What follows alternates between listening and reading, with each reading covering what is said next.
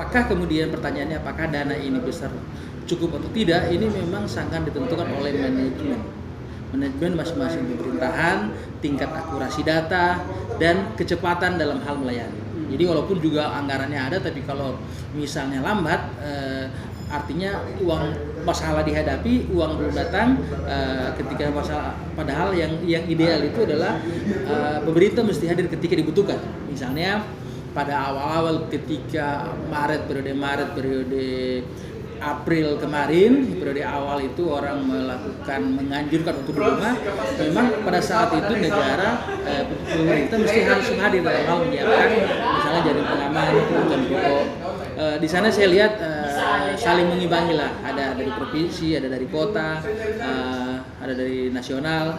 Saya kira ya secara umum sih kita bisa mengatakan bagus walaupun tidak sempurna betul, tapi relatif kehadiran negara dalam hal menyiapkan jaring pengaman sosial di tengah pandemi, terutama bagi masyarakat yang terdampak, itu berjalan. Sekarang tinggal kemudian kita masuk pada skala yang dua yang kita persoalkan sekarang, bagaimana protokol penanganan baik pencegahan maupun pengobatan. Yang kedua, bagaimana mengatasi dampak ekonomi dalam hal bagaimana misalnya dalam situasi COVID, bagaimana orang tetap bekerja, aktivitas ekonomi berlanjut, tapi mengikuti pada protokol COVID. Nah ini menjadi penting untuk dibahas karena jangan sampai justru aktivitas ekonominya tidak jalan, coronanya bertambah.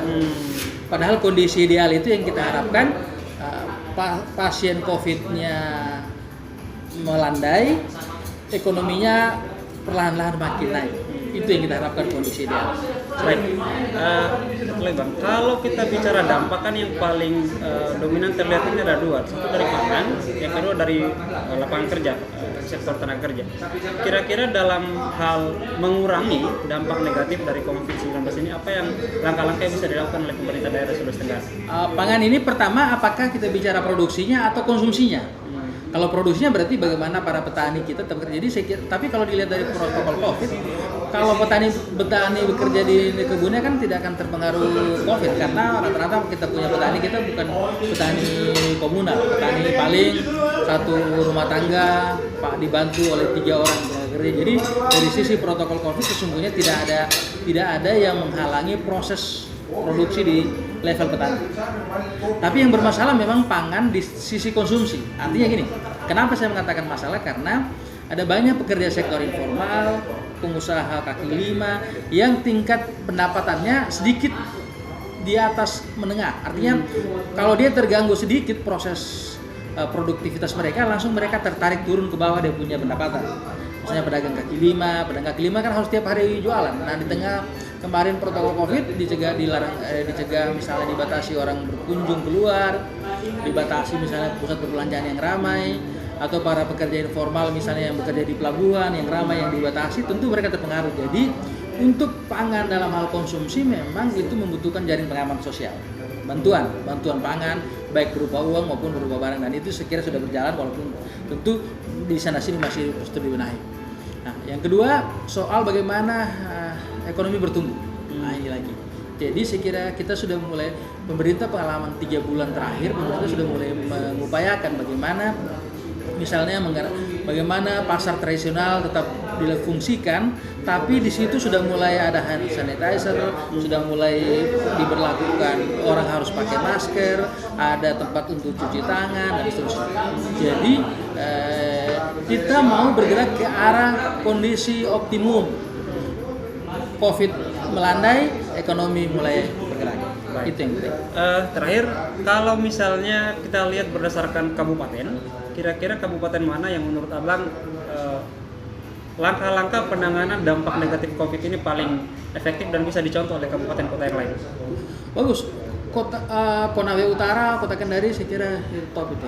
Cara kedua bupati itu, Pak Bupati Konawe Utara, Wali Kota Kendari, dan yang lainnya juga saya kira semua berupaya secara maksimum. Walaupun di sana itu ada banyak pasien kiriman itu yang dari kapal. Itu kan berarti tidak bisa kita mengatakan para bupatinya salah, misalnya di Bombana tiba-tiba 60 dari Dololonda dari kapal-kapal itu adalah, saya mengatakan itu adalah pasien migrasi. Tapi relatif saya kira semuanya bagus, tapi saya kira tentu kita bisa apresiasi lebih Bupati Konawe Utara dan Wali Kota Kendari yang relatif sangat progresif dalam menangani COVID di wilayah masing-masing. Walaupun yang lain juga beda-beda tipis lah. Yang lain saya kira para bupati ini berupaya maksimum di wilayahnya masing-masing.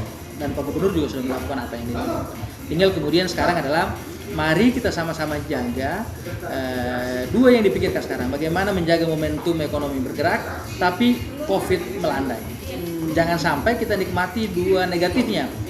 COVID bertambah, ekonomi minus. Itu jadi dua kondisi di situ. Kita mau bergerak ke optimum. COVID melandai, ekonomi bertumbuh. Nah, kondisi buruknya COVID bertambah, ekonomi menurun. Jadi kita mau bergerak. Saya kira itu mari sama-sama upayakan.